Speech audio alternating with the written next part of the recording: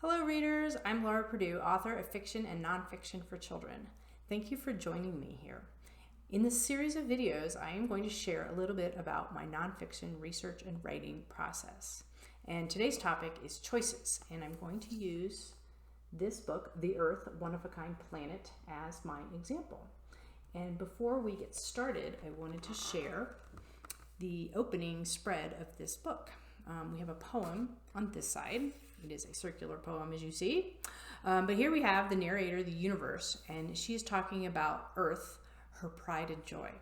And then, of course, we have these snarky aliens that you'll see throughout the book and throughout the whole series. And here on this spread, these two guys are talking about how the universe is bragging about the Earth again.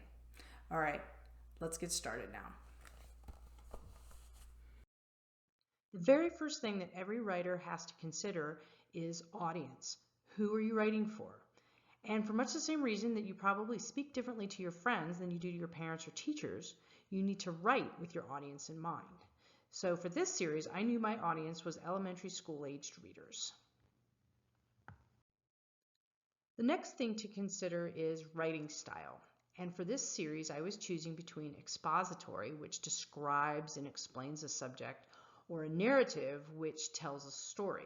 And I certainly could have told the story of the Earth from its very beginnings to now, but there was a lot more that I wanted to include, and so I decided to go with an expository writing style for this series. I love deciding what voice to use for a particular piece of writing. It's the personality of the piece. Do you want it to be formal or informal, serious or playful? But the voice you choose will inform the words and phrases you use throughout the writing. Now for this piece, I decided to go with a fun and conversational voice. For this series, I also had to decide who the narrator was going to be, and would this be told in first person or third person? And I decided on first person because I like that point of view, and it also makes the writing seem a little bit more personal. Yet then, after deciding that, I had to decide who could tell this story.